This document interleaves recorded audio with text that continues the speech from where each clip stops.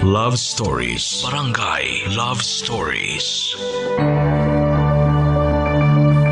Hindi mo raw makikilala ang totoong pagkatao ng isang tao kung hindi kayo magkakasama ng matagal sa iisang bubong. Minsan kasi pinapakita lang natin ang ating gustong makita. At yung mga pangit, yung mga kapintasan at mga sikreto ay nakatago lang sa kaloob-looban ng ating pagkatao. Ikaw, kabarangay, minsan ka na bang nagkamali ng pagkakakilala mo sa isang tao? Dear Mama Mia, ang sabi nila, makikilala raw natin ang isang tao kapag nakasama na natin sila sa iisang bubong. Pero sa tingin ko, hindi yun totoo sa lahat ng oras. Lalo na kung magaling magtago ng sikreto ang kasama natin sa bahay. Good day sa inyo, Mama Mia, at sa lahat ng mga kabarangay na nakikinig ngayon. Itago niyo na lamang ako sa pangalang Paolo. 34 years old at nagtatrabaho bilang customer care representative. Hindi rin talaga ako palakinig ng radyo at na-discover ko lang itong programa nyo na Barangay Love Stories sa mga katrabaho ko na mahilig makinig sa inyo. At doon ako nagdesisyon na gumawa ng sulat at magbakasakali na mabasa nyo itong kwento ko. Mama Mia, certified online gamer din ako. Kapag wala akong pasok sa trabaho ay nakatambay talaga ako sa harap ng computer ko o kaya ay sa cellphone. Hindi ko alam noon na sa pagiging gamer ko rin pala makilala ang babaeng magpapatibok ng puso ko. Nakasama ko siya sa isang online game at masasabi ko na magaling talaga siyang maglaro at maging kakampi. Kaya naman pagkatapos naming manalo sa online game na yon ay finalo ko siya at nag-follow back naman siya sa akin. Doon nagsimula ang aming madalas na pagiging magkakampi sa laro, Mama Mia. May chat box din ang online game na yon at nakaka-chat ko siya doon. Pagkalipas ng ilang araw na nakakasama ko siya sa online game at nakaka-chat, Mama Mia, ay naglakas loob ako na itanong sa kanya ang totoo niyang pangalan. Binigay naman niya ang pangalan niya pati na rin ang cellphone number niya noon.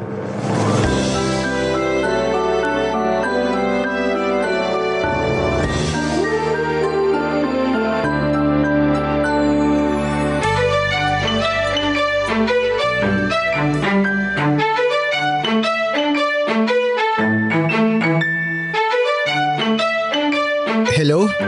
Alice? Hello? Alice? Nandyan ka ba? Oo, nandito ako, Paolo. Uy, hi. Hi din. Kumusta ka? Eto, ayos naman. Ikaw? Ayos lang din ako. Ang ganda pala ng boses mo, Alice. Talaga? Nagagandahan ka sa boses ko? Oo, ang sarap nga pakinggan eh. Feeling ko sa boses mo pa lang, nai-inlove na ako. Sira. So, naniniwala ka na ba na babae talaga ako? Ha? Hindi naman ako nagdududa na babae ka. Hindi nga. Ni minsan hindi mo ako pinag-isipan na baka nga bakla ako? Hindi talaga. Naniniwala naman ako sa mga sinabi mo sa akin nung magka-chat tayo. Lalo na tungkol sa gender mo, sa age, tsaka sa location mo. Paano pala kung sabihin ko sa'yo na trans ako, Paolo? Hindi nga. Trans ka? Joke lang. Oh, grabe, akala ko naman totoo na. Ewan ko sa'yo, ang bilis mong mapaniwala masyado. Sorry ah. Actually, sabi rin ng mga kaibigan ko, medyo may pagka-utu-utu nga raw ako. Uy, parang hindi naman. Nakita ko kasi yung Facebook na nakalink sa profile mo sa online game. Ang cute mo kaya sa mga picture mo doon. Tapos mukha kang smart kasi nakita ko doon na ang dami mo palang work experience. Uy, grabe ang daya mo ah. O bakit? Kasi ni-stalk mo na pala yung Facebook ko. Hindi ko pa alam kung anong full name mo para naman sana mahanap kita doon. Ayun ba? Ang kalat kasi ng mga post ko sa Facebook eh. Ayos lang yun. Gusto lang din talaga kitang mas makilala. Kasi at least sa Facebook, pwede tayo mag-video call. Ang sabihin mo, gusto mo lang din makasigurado na babae talaga ako. Ha? Uy, hindi ah. Kayo talagang mga lalaki, kahit obvious ng oo ang sagot, nagde-deny pa rin.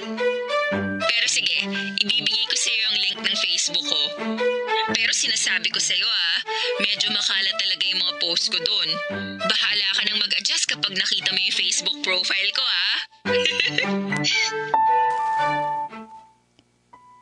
Mama Mia, malambing ang boses ni Alice. Kaya naman nag-enjoy ako sa ilang oras na pag-uusap namin ng araw na yon. Oo, Mama Mia. Ilang oras talaga kaming nag-usap noon hanggang sa makatulugan na niya ako.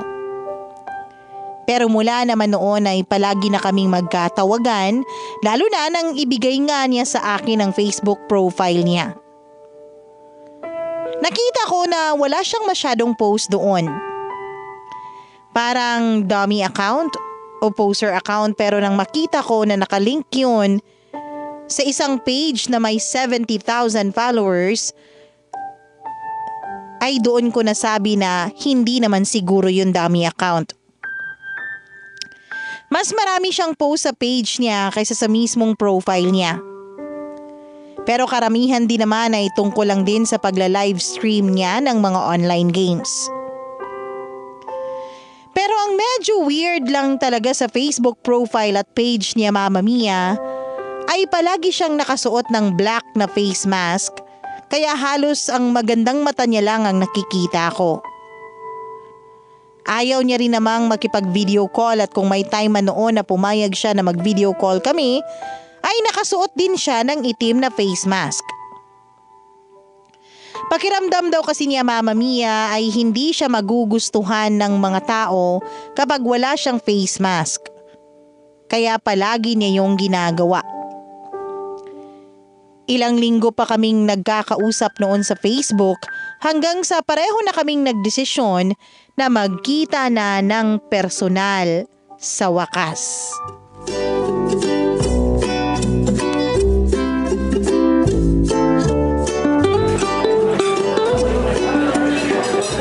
Hi, Paolo! Uy, Alice? Oo, ako nga. Hi! Hello. Pwede ba akong umupo dito? Sure. Siyempre pwede. Upo ka. Salamat. Tapos, ito pala yung menu. Para makapili ka na ng gusto mong kainin. Ano bang masarap kainin dito? Ngayon pa lang kasi ako nakapunta sa restaurant na to. Parang gusto ko ng pesto. Pero parang gusto ko rin ng palabok nila kasi mukhang masarap. Madalas ka bang kumain sa restaurant na to? Na-try mo na ba dito yung pesto nila? Mahilig kasi ako sa pesto, kaya lang yung iba kasi hindi masarap ang pagkakagawa. Sa tingin mo, magpesto na lang ako o palabok? Uy, Paolo! Ha? Bakit? Anong bakit? Ako yata ang dapat na magtanong sa'yo niyan. Kanina pa ako salita ng salita dito pero nakatulala ka lang sa akin. Ay, ganun ba? Sorry ah. Ano bang meron sa mukha ko at napatulala ka dyan? May dumi ba sa pisngi ko? Makapal ba masyado yung lipstick ko? O may nakikita ka bang kulangot na sumisilip sa ilong ko? Ha? Wala. Okay naman yung makeup mo. Wala ka ring dumi o kulangot sa ilong mo. Bakit kanina mo pa ako tinititigan? Tapos hindi ka pa sumasagot sa mga tanong ko. Para tuloy akong ewan na nagsasalita ng mag-isa dito. Sorry talaga ah. Ang totoo kasi, ano, Ano? sobrang ganda mo pala sa personal. Lalo na kapag wala kang suot na face mask. Talaga? Nagagandahan ka sa akin? Oo, sobra. Hindi ko talaga ine-expect na ganyan yung mukha ng makakadate ko ngayon. Ako rin. Hindi ko ine-expect na ganyan kabulerong makakasama ko ngayong tanghali. Lo, hindi naman ako nang bobola. Totoo yung sinasabi ko. Tsaka imposible naman na wala pa nakakapagsabi sa'yo na sobrang ganda mo. Aside sa mama ko na mahal ako, wala naman masyadong nagsasabi sa akin ng ganyan. Hindi kasi talaga ako komportable na wala akong suot na face mask. Saka sa totoo lang, ngayon lang ulit ako nakipag-date. And lastly, ikaw pa lang ang nakakalaro ko sa online game na na-meet ko ng personal at nakakita sa mukha ko. Talaga? Sa dami ng followers mo sa Facebook, hindi ka nakipag-date kahit sa isa sa kanila? Oo, hindi rin naman kasi ako mahilig lumabas. Medyo addict nga kasi ako sa mga online game. Halata naman, di ba? Kasi panay livestream ng paglalaro ko ang makikita mo sa Facebook page ko. Grabe! Ang swerte ko pala, no? Ha? Bakit naman? Kasi pumayag ka na makipag-date sa akin. Sa bagay, tama ka dyan. Mukha ka rin naman kasing mabait, saka harmless. Kaya pumayag na akong magkita tayo ngayon. Huwag kang mag-alala. Harmless din naman ako. Basta tutulungan mo lang ako mag-level up, lalo na sa online game na nilalaro natin. Kasi yun lang talagang nakakapagpapikon sa akin eh. Hindi ako torpe, Mama Mia. Pagdating sa mga babae, may pagka-presko talaga ako at malakas ang loob ko dahil alam ko sa sarili ko na may itsura rin naman ako. Marami na rin kasi ako naging girlfriends at never ko pang naranasan ang mabasted noon. Kaya hindi ko talaga alam kung bakit bigla na lang akong natameme at nauutal nang magkaharap na kaming dalawa ni Alice. Ang ganda kasi talaga ni Alice, Mama Mia. At sobrang sexy pa. Mahaba ang buhok niya na kulot ang dulo. May bangs siya na bumagay sa maliit niyang mukha. Singkit ang mga mata niya. Maliit ang ilong pero ang laki naman ng kanyang dibdib. Nakasuot pa nga siya noon ng fitted na spaghetti na pinatungan niya ng maong na jacket tapos sobrang ikli na palda. Kaya nga kita ko talagang maputi at makinis niyang legs. Baka isipin niyo, Mama Mia, o ng ating mga kabarangay na unang araw pa lang na nagkita kami ni Alice ay manyak na agad ang dating ko, ha?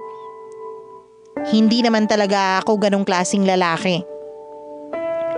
Nagkataon lang talaga na hindi ko ini-expect na ganun siya kaganda at kasexy.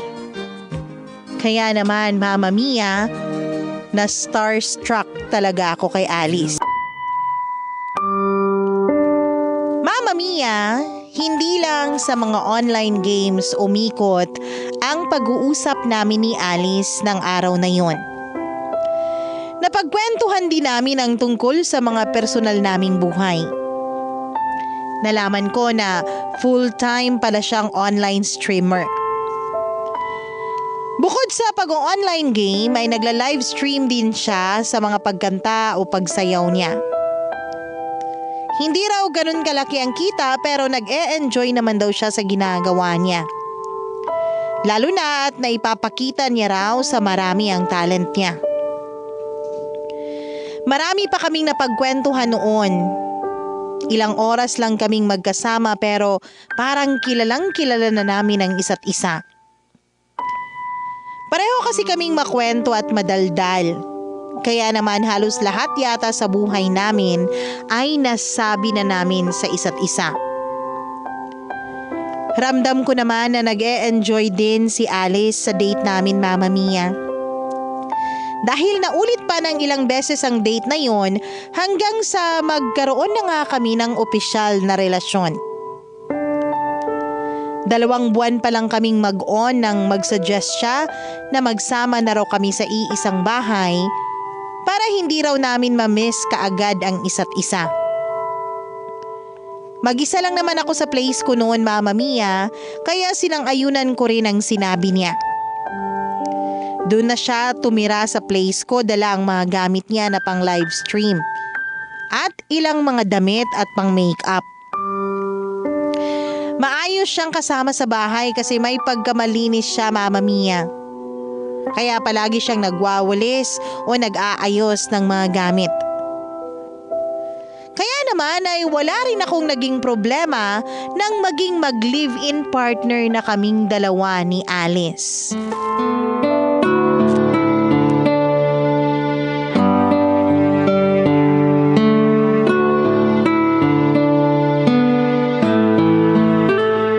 Ang aga mo naman yatang nakabihis ngayon, Paolo. May mandatory overtime kasi kami sa opisina ngayon.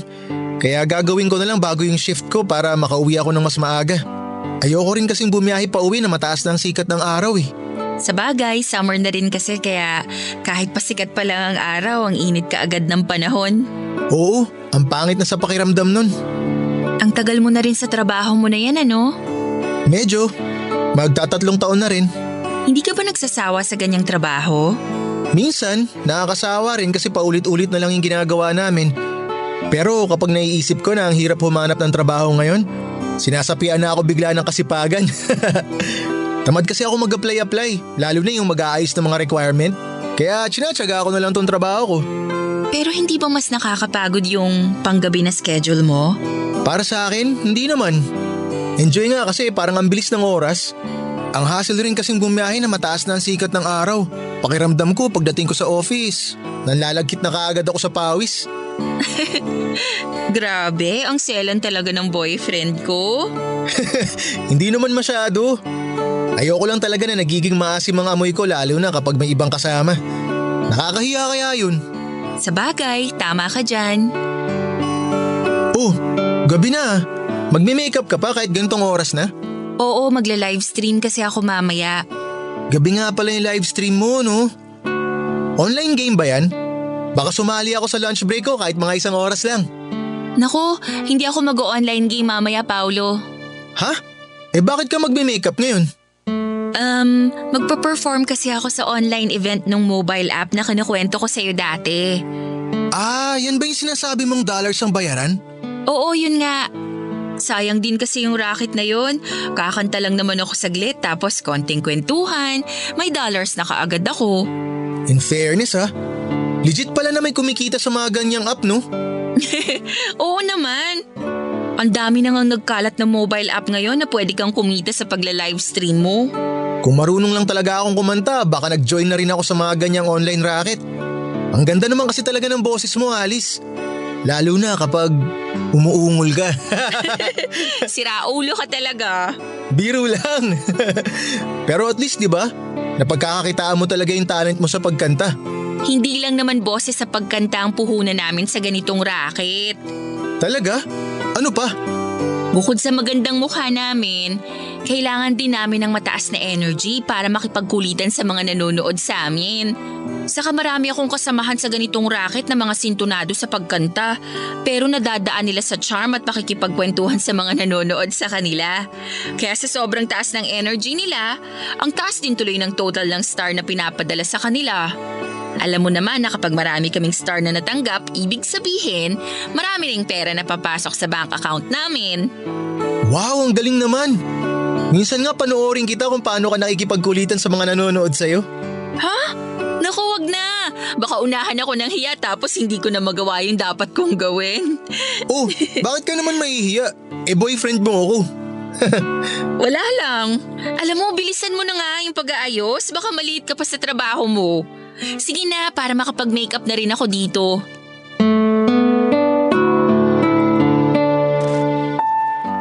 Parehong panggabi ang trabaho namin ni Alice, Mama Mia. Kapag aalis ako ng place ko, naghahanda naman siya para sa kanyang pagla-livestream. Napapanood ko yun minsan kapag sa Facebook page siya nagla-livestream ng paglalaro niya ng online game. Marami talaga siyang viewers kapag nagla-livestream siya. Bukod kasi sa mahusay siyang maglaro, maganda rin siya kahit may suot siyang face mask. Tapos sexy pa ang damit na suot niya. Mama Mia, hindi rin maiiwasan na minsan ay may mga bastos din na nagko-comment doon. Pero ang sabi ni Alice ay sanay na siya sa ganun at binablock na lang niya ang mga bastos na yun para hindi na makaulit pa. At dahil pareho nga kami na sa gabi nagtatrabaho, madalas na tulog ko na siyang naaabutan tuwing nakakauwi ako ng bahay. Bukod sa pagla-livestream ng online games ay hindi ko pa siya napanood na mag-perform ng pagganta o pagsayaw niya sa mobile app. May membership kasi na kailangan bayaran para makapasok sa app na yon, kung saan mapapanood ang mga online streamer o performers na kagaya ni Alice. Medyo malaki yung membership fee, Mama Mia. At sinabi na rin ni Alice na wag na akong magpa-member dahil kakantahan niya lang daw ako sa loob ng kwarto namin. Maganda talaga ang boses ng girlfriend ko kapag kumakanta. At masasabi ko talaga na mahusay din siyang sumayaw. Kaya siguro malaki din ang kinikita niya sa pagiging online streamer kasi talented talaga siyang babae, Mama Mia.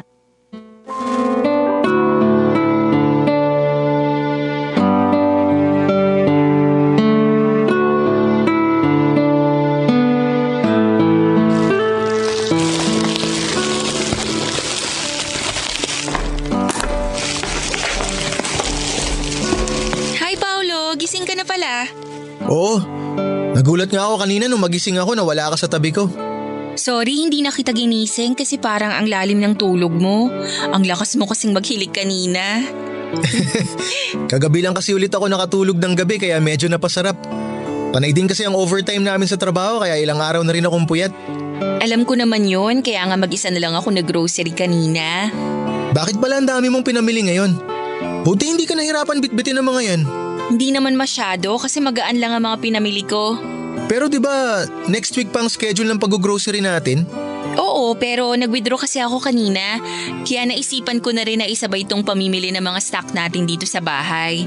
Dapat kinuha mo na lang yung credit card ko para nagamit mo kanina. Bakit ko naman gagawin yun? May sarili naman akong pera. Saka medyo malaki rin yung kinita ko last week eh. Kaya eto, napabili rin tuloy ako ng bagong bag. Pero binili rin kita ng t-shirt. Eto oh.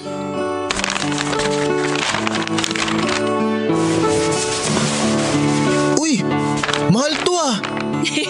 Hindi naman masyado, sakto lang. Napansin ko rin kasi na madalas mong tinitignan ng t-shirt na yan kapag nagmumall tayo. Kaya ayan, binili ko na para sa'yo. Grabe! Thank you!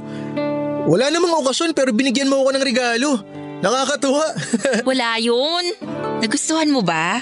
Sobra! Matagal ko na talaga itong binabalik-balikan dun pero nangihinayang lang akong bilhin. Ikaw talaga, Paolo. Pagdating sa sarili mo, napakakuripot mo. Ewan ko ba? Hindi naman kasi ako mahilig bumili ng mga bagong damit o sapatos. Kaya pansin mo, paulit-ulit lang yung mga sinusuot kong mga damit. Alam mo, wala namang masama kung bumili tayo ng mga gusto nating gamit paminsan-minsan. Pinaghihirapan kaya natin ang bawat pisong pumapasok sa bank account natin. Kaya dapat, alam din natin kung paano ang mag-enjoy gamit ang sarili nating pera. Tama ka naman dyan sa sinabi mo. Ako lang talaga yung kuripot pagdating sa mga bagay na gusto ko. Huwag ka mag-alala, Paolo. Kung ayaw mo talaga na bumili ng mga bagay na para sa sarili mo, ako na lang ang gagawa nun para sa'yo. Uy, hindi mo naman kailangan gawin yun, Alice. Bakit? Dahil babae ako at lalaki ka, kaya dapat ikaw ang nagbibigay ng mga regalo sa akin, ganon? Hindi na uso yun, no? Ang uso ngayon, yung bibigyan ka ng mga regalo kahit walang okasyon, mapababae man o lalaki. Kasi ang mahalaga naman dun, wala tayong maling ginagawa sa relasyon natin. Nagbibigay at nagmamahal lang tayo. Diba? Wow, ang lalim nun ah. Wala tuloy ako nasabi bigla. Wala ka naman kasi talagang kailangang sabihin. Basta tanggapin mo lang yung mga ibibigay ko sa'yo. O sige na, aayusin ko lang itong mga pinamili ko para maihanda ko na rin ang mga lulutuin ko mamaya para sa tanghalian natin.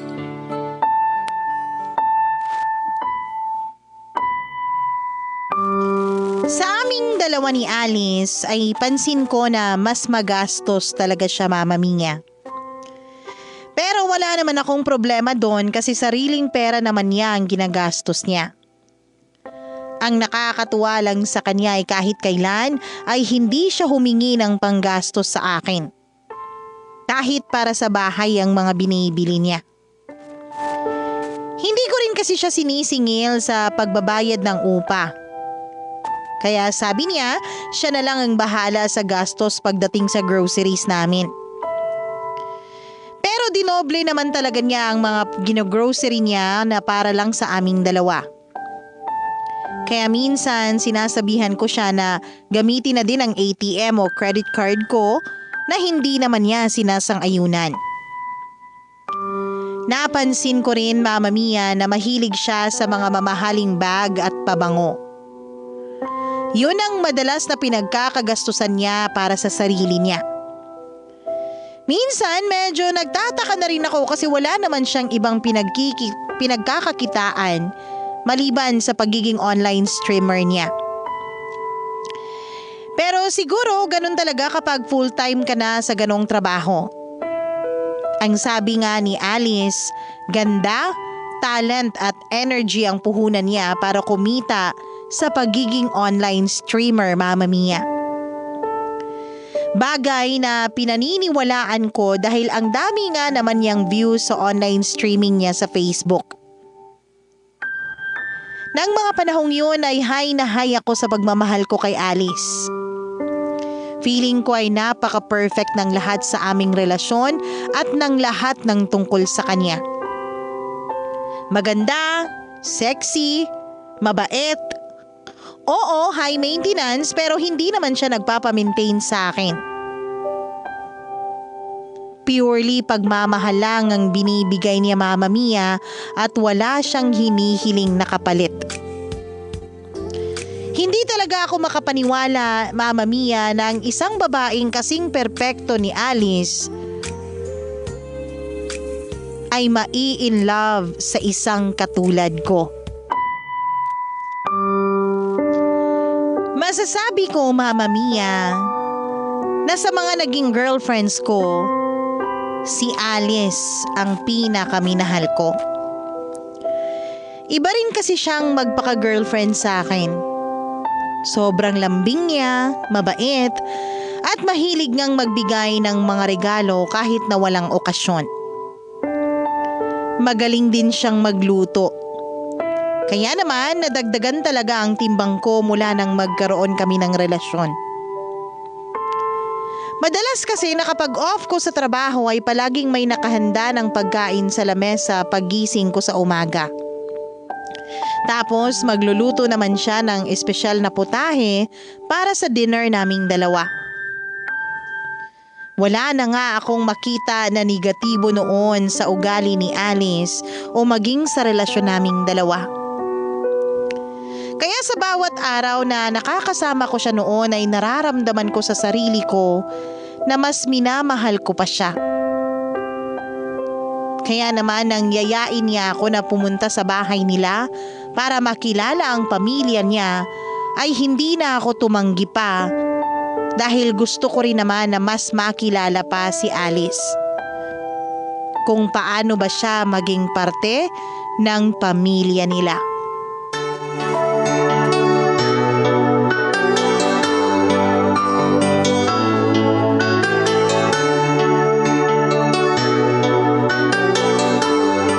Maraming salamat po sa masarap na dinner, tita.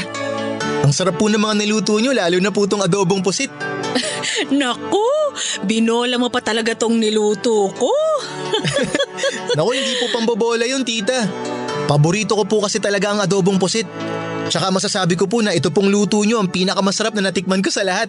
Sabi ko naman sa'yo masarap magluto yang si Mama eh. Sa kanya kaya ako nagmana. Halata nga, Alice. Kita naman sa katawan ko yung katibayan na masarap ka talaga magluto. Mula kasi nung naging tayong dalawa, ang laki talaga ng tinaba ko.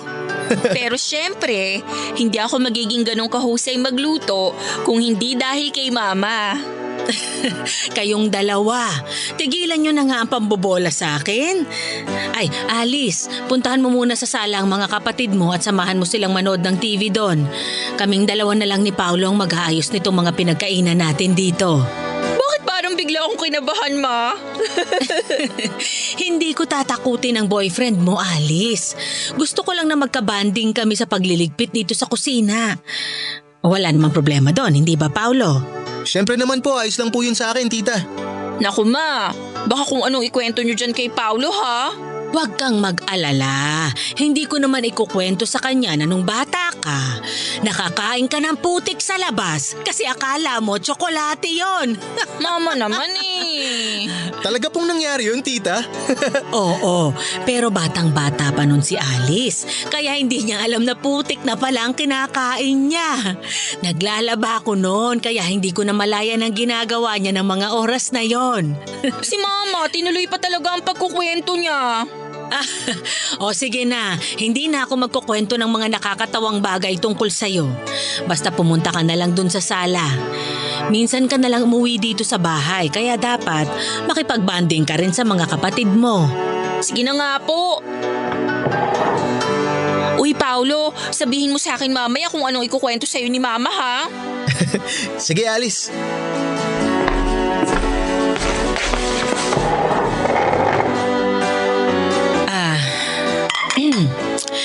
Gaano na nga kayo katagal na magkarelasyon ng anak ko? Magwawalong buwan na rin po, tita. Matagal na rin pala. Pero alam mo ba na matagal na rin walang boyfriend yang si Alice? Opo, tita. Nabanggit niya nga po sa akin na ilang taon na nga raw po ang nakalipas mula nung huling beses na magka-boyfriend siya. Mula kasi na mag-focus siya dyan sa pagiging online streamer niya, nawala na siya ng oras sa sarili niya. Kaya nga natuwa ako nang tumawag siya sa akin at sabihin niya na may boyfriend na siya. Napakasipag kasi ng bata na yan. Paano siya ang nagpapaaral sa dalawang kapatid niya na nasa kolehiyo, pati na rin dun sa dalawa na nasa high school. Tapos ang dami ko pang maintenance na gamot na kailangang bilhin na siya rin ang gumagastos. Siya po pala ang nagpapaaral sa mga kapatid niya, tita? Oo, kasi maliit lang naman din ang kinikita ko sa pagtitinda ng kakanin dito sa lugar namin. Mabuti na lang talaga at madiskarte ang panganay ko. Palibasa, maaga ring naulila sa tatay niya kaya maagang natuto na maging responsable. Pero thank you, Paolo, ha? Kasi dahil sa'yo, nakikita ko na uli na nagkakaroon na ng oras si Alice para sa sarili niya. Wala po yun. Mahal ko po talaga si Alice at seryoso po ako sa relasyon naming dalawa. Kaya tita, makakaasa po kayo na hinding-hindi ko siya sasaktan.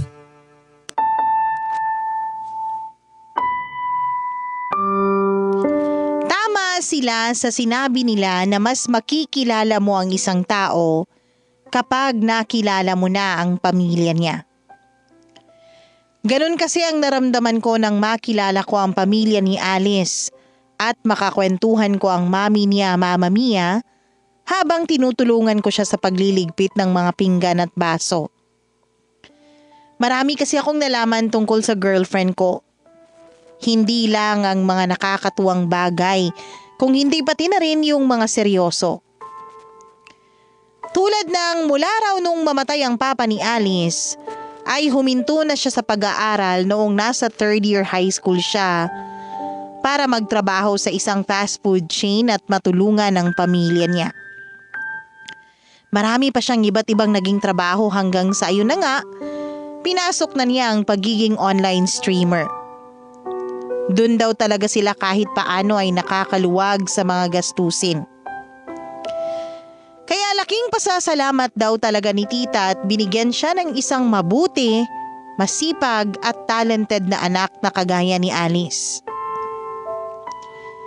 Naisip ko noon, Mama Mia, na maswerte talaga ako kasi sa dinami-dami ng mga followers ni Alice sa kanyang Facebook page, ako talaga ang naging boyfriend niya na nakilala niya lang sa isang online game. Maswerte ako dahil hindi lang sa maganda at sexy siya, kung hindi dahil para sa akin, isa talaga siyang ideal girlfriend.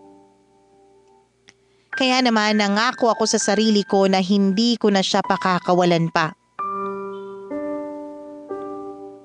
Pero minsan lang talaga, Mama Mia, nakakapagtaka rin noon kung paano napagkakasya ni Alice ang mga kinikita niya sa mga gastusin sa place ko at sa bahay nila.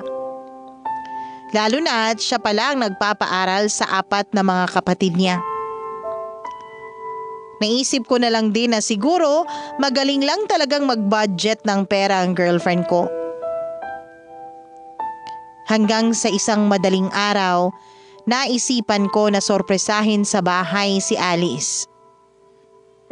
Nag-half day ako sa trabaho ko at umuwi ako ng maaga. Akala ko aabutan ko siyang nagla-live stream ng pag-online game niya, Mama Mia. Pero iba pala ang makikita ko. Ano po? Pwede na po ba to? Ano po bang gusto niyong gawin ko? Sakto, may mga gamit ako dito na sigurado akong magugustuhan ninyo kapag nakita ninyong ginagamit ko. Uy! Alice! Anong ginagawa mo? Paolo, bakit umuwi ka na kaagad? Alice! Bakit ka nakahubad dyan sa harap ng laptop mo? Tsaka sino yung mga ka-video call mo dyan? Paolo, magpapaliwanag ako. Magdamit ka nga muna! Ano ba to? Ano tong mga gamit na to? Paolo, huwag ka naman sana munang magalit sa akin. Paano hindi ako magagalit? Eh kitang-kita ko binabalandra mo yung hubad na katawan mo sa mga ka-video call mo! I'm sorry. Alice, ayoko mag-isip ng kahit na anong masama sa'yo. Pero parang sapat na yung nakita ko para malaman kung ano ba yung nangyayari dito sa kwarto. Pero sige, gusto kong marinig mula sa'yo ang totoo. Sabihin mo nga sa akin. Sabihin mo sa mukha ko. Ano ba talaga itong ginagawa mo kapag wala ako dito sa bahay? Ha? Ano ba talaga trabaho mo? Huwag mo akong iyakan. Sumagot ka. Ano? Nagla-live show ako online. Naguhubad ako sa harap ng laptop ko at ng mga client na nakakausap ko sa internet. Ginagawa ko mga bagay na gusto nilang gawin ko gamit ang mga nakakalat na gamit na yan. Okay na? Maliwanag na ba sa'yo ngayon kung ano ba talagang trabaho ko? Pero bakit? Anong bakit? Bakit kailangan mong gawin to? Bakit kailangan mong ipakita sa ibang lalaki yung katawan mo? Bakit kailangan natanggalan mo ng respeto yung sarili mo?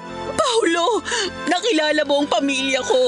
Nakita mo kung anong buhay ang meron kami. Wala nang ibang aasahan ng pamilya ko kung hindi ako lang. Kaya nung may mag-alok sa akin ng trabaho na to 2 years ago, kung kailan nasa ospital si mama at mag-e-enroll sa college ang kapatid ko, kinagat ko na kaagad. Kasi kailangan ko ng pera at wala akong ibang pwedeng asahan kung hindi sarili ko lang. Pero hindi yung dahilan para gawin mo yan sa sarili mo. Marami pa namang ibang trabaho dyan ah. Bakit yung trabaho na yan ang kailangan mong pasukin? Sa tingin mo ba, mapag-aaral ko ng college ang 2 kapatid ko kapag nagtrabaho ako sa fast food? Mabibigyan ko ba ng allowance ang 2 ko pang kapatid na nasa high school kapag pumasok ako na waitress? Mabibili ko ba lahat ng maintenance na gamot ni mama kapag hindi ko ginawa ang trabaho na to? Hindi, Paulo! Hindi naman kasi ako kagaya mo na walang responsibilidad sa buhay. Hindi mo ako kagaya na inaasahan ng pamilya ko na bubuhay sa kanila. Kaya kahit kailan, hindi mo ako maiintindihan.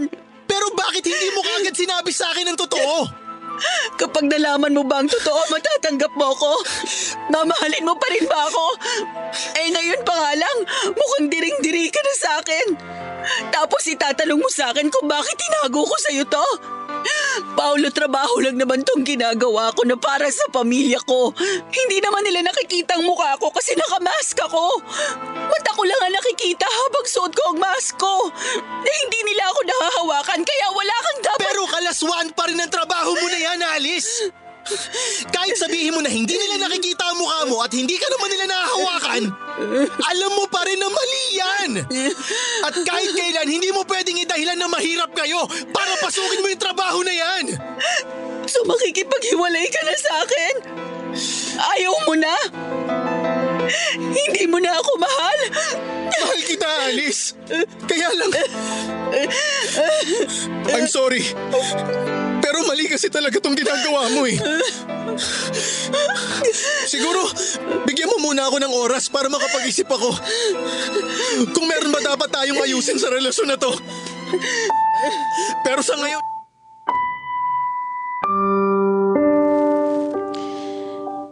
Mama Mia, lumabas ako ng bahay at pumunta sa isang convenience store para doon magkape at makapag-isip ng dapat kong gawin. Sobrang gulo kasi talaga ng isip ko noon at hindi ko alam kung ano ba ang dapat kong maging desisyon. Hindi kasi ako makapaniwala na iba pala talaga ang trabaho ni Alice sa trabaho na alam ko. Nagulat talaga ako nang mapagbuksan ko siya ng pinto ng kwarto at nakita ko siya sa ganong ayos. May 5 lalaki sa screen ng laptop niya na nanonood sa kanya ng mga oras na yon. 5 lalaki na nakikita ang hubad niyang katawan. Tapos may mga malaswang gamit pa na nakakalat sa tabi niya na alam kong para sa katawan niya. Grabe lang, Mama Mia. Parang nasira talaga ang pagkakakilala ko sa kanya ng araw na yon. Parang ibang-iba siya sa Alice na sobra kong minahal.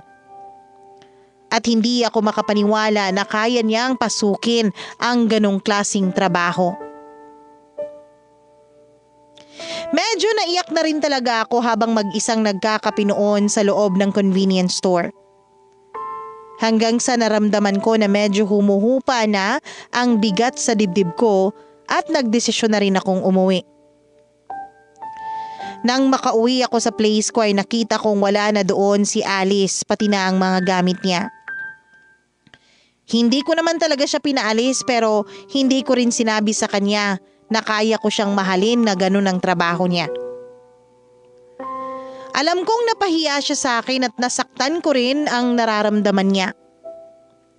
Pero hindi niyo naman ako masisisi sa naging reaksyon ko dahil sa nakita at nalaman ko tungkol sa kanya. Mama Mia, sobrang seryoso na kasi ako sa relasyon namin. Tapos malalaman ko na pinapakita niya pala sa iba't ibang lalaki ang hubad niyang katawan. Oo, hindi nahahawakan ng ibang lalaki ang katawan niya pero Mama Mia, marami pang ibang trabaho ang pwedeng pasukin ni Alice noon. Maraming ibang disenteng trabaho ang pwedeng bumuhay sa kanila ng pamilya niya. Kaya lang mas pinili niya ang mabilisang pera para sa sarili niya. Pinili niya na maging isang mababang uri ng babae. Hindi ko na ulit sinubukan na kausapin si Alice, tawagan o puntahan man lang sa kanila, Mama Mia. Ewan ko kung pandidiri ba ang naramdaman ko o sadyang na turn off lang ako talaga sa nalaman ko na trabaho niya. Mahal ko siya pero hindi ko kayang tanggapin ang trabaho na meron siya. Kaya hinayaan ko na lang na matapos ang relasyon naming dalawa. May 5 taon na ang nakalipas mula nang huli kaming magkausap ni Alice. Nang minsan na ma-curious ako tungkol sa kanya ay sinearch ko siya sa Facebook at nakita ko sa page niya na nakatira na pala siya sa ibang bansa at nakapangasawa siya ng matandang foreigner. Kasama niya doon ang 2 kapatid niya at may picture din siya na ka-video call niya ang mama niya at iba pang kapatid na nasa Pilipinas. Mukhang hindi na siya nagla-livestream at puro pamamasyal na lang ang naka-upload sa page niya. Nang maghiwalay kami ni Alice ay nasaktan din naman ako noon, Mama Mia, at pinangunahan ng pride kaya hindi na ako nakipagbalikan pa sa kanya. Pero na-realize ko rin na dapat pala sinubukan ko siya na mas intindihin pa noon. Hindi naman kasi biro ang pinagdadaanan ni Alice sa buhay niya. Tama siya sa sinabi niya na siguro hindi ko talaga siya maiintindihan kahit kailan dahil hindi naman ako naging breadwinner na kagaya niya. Hindi ko naranasan ang mga hirap na pinagdadaanan niya. Kaya alam ko na naging unfair talaga ako sa naging pagtatapos ng aming relasyon. Mama Mia, dito ko na rin tinatapos ang sulat ko. Gusto ko lang talagang i-share sa inyo at sa ating mga kabarangay ang love story ko na minsan ko ring pinanghinayangan at hiniling na sana'y magkaroon man lang ng happy ending. Pero ganun talaga sa totoong buhay. May pangyayari na kahit gaano natin kagusto na matupad, hindi naman nakatakdang mangyari. Pero sa huli, palagi pa ring may aral na maiiwan sa atin. Paulo.